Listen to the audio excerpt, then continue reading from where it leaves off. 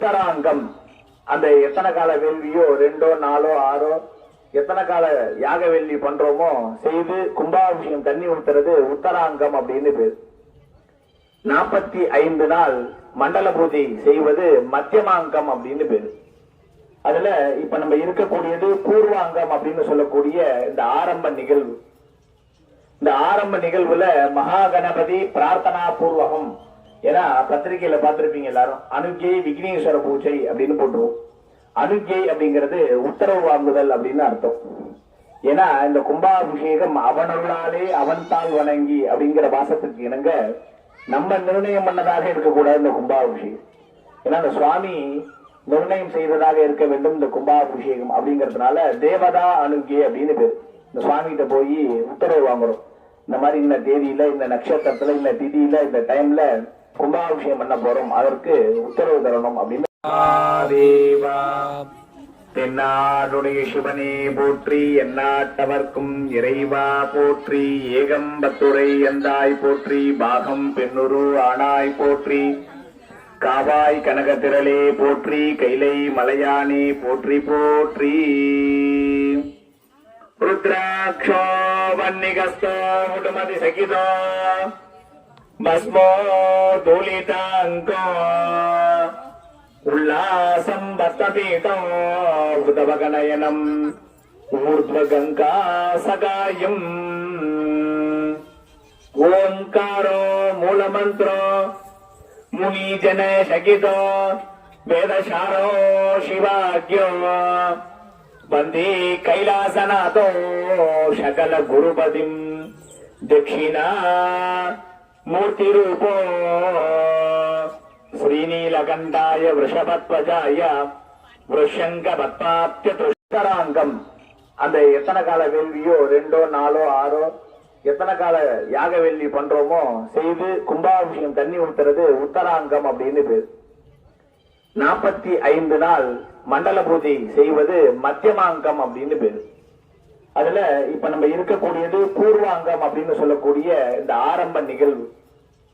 இந்த ஆரம்ப நிகழ்வுல மகா கணபதி பிரார்த்தனா பூர்வகம், ஏன்னா பத்திரிகையில பார்த்திருப்பீங்க எல்லாரும், அனுஜை விக்னேஸ்வர பூஜை அப்படின்னு போட்டுருவோம். அனுஜை அப்படிங்கிறது உத்தரவு வாங்குதல் அப்படின்னு அர்த்தம். ஏன்னா இந்த கும்பாபிஷேகம் அவனருளாலே அவன் தாள் வணங்கி அப்படிங்கிற வாசத்துக்கு இணங்க நம்ம நிர்ணயம் பண்ணதாக இருக்கக்கூடாது இந்த கும்பாபிஷேகம். ஏன்னா இந்த சுவாமி நிர்ணயம் செய்ததாக இருக்க வேண்டும் இந்த கும்பாபிஷேகம் அப்படிங்கறதுனால தேவதா அனுகே அப்படின்னு பேரு. இந்த சுவாமி கிட்ட போய் உத்தரவு வாங்குறோம், இந்த மாதிரி இந்த தேதியில இந்த நட்சத்திரத்துல இந்த திதியில இந்த டைம்ல கும்பாபிஷேகம் பண்ண போறோம், அதற்கு உத்தரவு தரணும் அப்படின்னு அந்த அம்பாளை பிரார்த்திக்கிறோம். பாக்யதாய ஸ்ரீ வரகதீஸ்வராய நம சிவாய.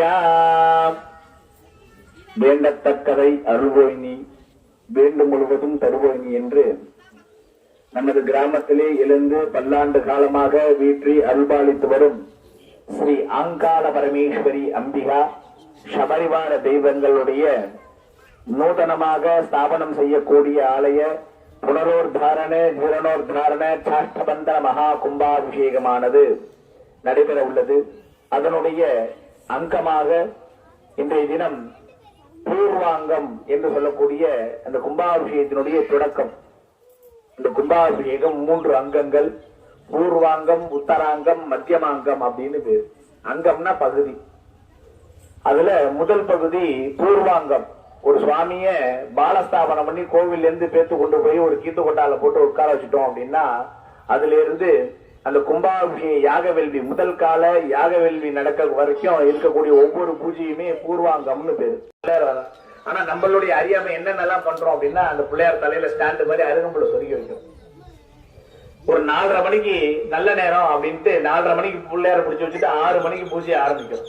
1.5 மணி நேரத்துக்கு முன்னாடியே பிள்ளையார பிடிச்சி வச்சிடும். நல்ல நேரமா இருக்கு, இந்த ஹோரையா இருக்கு, அந்த ஹோரையா இருக்குன்னு பிள்ளையார பிடிச்சி வச்சோம். அப்படி எல்லாம் பிடிச்சி வைக்க சொல்லி சாஸ்திரங்கள்ல சொல்லவே இல்லை. ஆக்னேய தருணம் வந்து அந்த பூஜையை ஆரம்பிக்கும் போது தான் பிள்ளையார பிடிக்கணும். அது வரைக்கும் அது வெறும் மஞ்சள் தான். பிடிச்சி வச்சதுக்கு அப்புறம் தான் பிள்ளையார். அது வரைக்கும் அந்த மஞ்சளுக்கு என்ன மரியாதையோ அதே தான். அப்ப இந்த மாதிரியான விஷயங்கள்லாம் செய்ய போறோம் அப்படிங்கறத இந்த நேரத்துல பிரார்த்தனை பண்ண போறோம். இன்னொன்னு கூடுமான மட்டும், ஏன்னா இன்னிலிருந்து இந்த கும்பாபிஷேக பரியந்தம் அவகாசங்கள் கிடைக்கும் பொழுதெல்லாம் நம்ம அமைதியா இருந்து இந்த பூஜையெல்லாம் கண்டு கழிக்கணும். ஏன்னா ஒரு மேல தண்ணி ஊத்துறது மட்டும் கும்பாபிஷேகம்னு எடுத்துக்காதீங்க. அது அந்த பூஜையினுடைய நிறைவு அங்கம், முழுமையான அடையக்கூடிய அங்கம் பகுதி.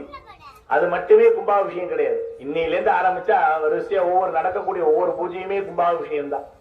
இதெல்லாம் நம்ம இன்னொரு இடத்துல போய் தான் பாக்குறோம். நம்ம ஊர்ல நம்ம கோவில்ல நடக்கும் பொழுது இதை உட்கார்ந்து கேட்கணும், தெரிஞ்சுக்கணும்.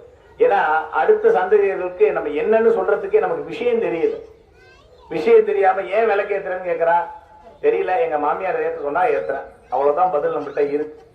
இல்ல விளக்கேத்த சொன்னா மங்கள காரியம் மங்களமா இருக்கும் அப்படிங்கிறதுக்காக விளக்கேத்துறோங்க. ஏன் தலையில பூ வச்சுக்க சொன்னா, ஏன் பொட்டு வச்சுக்க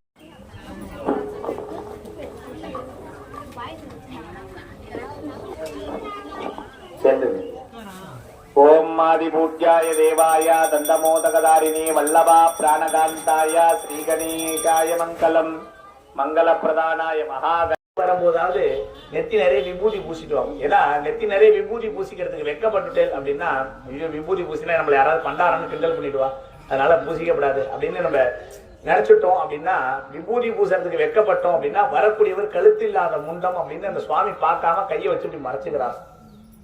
நம்ம கோவிலுக்கு போறோமே, நம்ம அடுத்த கேள்வி நம்மகிட்ட நிறைய இருக்கு. கோவிலுக்கு போறோம், உன்னை கும்பிடுறேன், எனக்கு பலனே இல்லைன்னு நம்ம எல்லாம் கேட்டுட்டே இருக்கோம். அதெல்லாம் நிறைய சொல்லிட்டே போயிட்டே இருக்கலாம் காரணங்கள்லாம். அப்ப விபூதி நெத்தியில பூசிக்கிறதுக்கு வெக்கமே படப்படாது. கல்யாணம் ஆகல அப்படின்னா இந்த இடத்துல சந்தனம் வச்சுக்கணும். கந்தத்வாராம் துராப்தரிஷாம் நித்திய புஷ்டாம் கரீஷினி ஈஸ்வரீகும் சர்வபூதானாம் சுவாமி கோபத்ம ஏஸ்வரியம் அப்படின்னு அந்த சந்தனத்துக்கு மந்திரம் உண்டு. சந்தனம் வச்சுட்டோம் அப்படின்னா ஈஸ்வரியிலே வாசம் பண்றாரா அந்த இடத்துல பூதங்கள் வசப்படாமல் இருக்கு. இப்ப நம்ம சொல்றோம், நம்மள செய்வன பண்ணிவிட்டா விஸ்வரீகம் பண்றான் அப்படின்லாம் சொல்றோம் இல்லையா, அது செய்ய முடியாமல் இருக்கணும் அப்படின்னா இந்த லலாடம் இந்த ரெண்டு புருவமும் ஜாயிண்ட் ஆகிற இடத்துல வச்சிருக்கணும், பொட்டு வச்சுக்கணும் அந்த இடத்துல. அப்ப அதுக்குள்ள நிறைய வச்சுக்கிறதுல அவாவா சௌரியம், வாவா என்னென்ன பூஜை பண்றீங்கன்றது உங்களுக்கு தான் தெரியும், எனக்கு தெரியாது இல்லையா. அப்ப அந்த இடத்துல பொட்டு வச்சிருக்கணும். கல்யாணம் ஆயிடுத்து அப்படின்னா குங்குமம் வச்சுக்கணும். கல்யாணம் ஆகலைன்னா சாந்து இலைப்பா, திருச்சாந்துன்னு பேர், ஐடெக் சாந்து சொல்லல, திருச்சாந்துன்னு சாந்து இலைக்கிறது உண்டு. இந்த சாந்து இலைச்சு வச்சுக்கணும். கல்யாணம் ஆகலைன்னு இந்த அடையாளங்கள்லாம் வச்சு கண்டுபிடிச்சிடும். எப்படி கல்யாணம் ஒரு சந்தனம் உங்க பொட்டை வச்சுட்டு மகா கணபதியை பிரார்த்தனை பண்ணிட்டு ஒரு பூ அருகம்புள்ளையோ பூவையோ சாத்தனையெல்லாம் மகா கணபதிக்கு அது போய் சேர்றது. இவ்வளவு எளிமையா அந்த சுவாமி நம்மகிட்ட வந்துட்டார். நம்ம கோவில கூட தேடி போக வேண்டியது எதுல இருக்காரு பாருங்க. கதலீபலே கணபதேருமா, தாம்பூலே மகாலட்சுமிமா. அந்த தாம்பூலம் வெத்தலை பாக்குல மகாலட்சுமி வாசம் பண்றான். தாம்பூலே மகாலட்சுமிமா. அதே மாதிரி அக்ஷத அசுபதி நட்சத்திராதி ரேவதி நட்சத்திர பத்தியந்தம் 27 நட்சத்திரங்கள் வாசம் பண்ணக்கூடிய இடம் இந்த அக்ஷத். அதனாலதான் அக்ஷதையை போட்டு ஆசீர்வாதம் பண்றான். ஏன் வேற இதை தாண்டி வேற வஸ்துவா இல்ல? ஏன் நெல் இருக்கு, நவதானியம் இருக்கு, இதை விட காஸ்ட்லியான எவ்வளவோ இருக்கு, அதெல்லாம் ஏன் தலையில தூக்கி போடல? இதோட டிஸ்டர்ப் இல்லாம இருக்குன்னா பூ கூட போட்டு போயிடலாம்.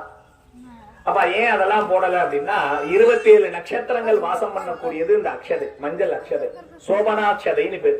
ஒரு அக்ஷதையை எப்படி பிசையணும் அப்படின்னா, அரிசி பின்னம் இல்லாத முழு அரிசி எடுத்துக்கணும். அதுல மஞ்சள் பொடி பவுடரா போட்டு நெய்யை ஊத்தி பிசையணும். இது உத்தமம்னு பேர். கல்யாணம் இந்த மாதிரி பங்கனுக்கு இந்த மாதிரி பிசையும். அல்லது இந்த மாதிரி தண்ணியில பிசைஞ்ச மஞ்சள் இருக்கு இல்லையா, அதை போட்டு பிசையலாம். இது மத்தியமம் அப்படின்னு பேரு. இதை தவிர்த்து வேற எந்த மெத்தட்ல செஞ்சாலும் அது அதமம்னு பேரு. அதை பயன்படுத்தப்படாது. அப்ப இன்னொன்னு இந்த மாதிரி ஈரமான அக்ஷர் காஞ்ச, இந்த மாதிரி அக்ஷரை காஞ்சி இருக்கணும், ஈரமா இருக்கக்கூடாது அக்ஷர். இதெல்லாம் ஏன்னா அந்த நட்சத்திர தேவதைகள், ஏன்னா அந்த 27 நட்சத்திரத்துல ஏதோ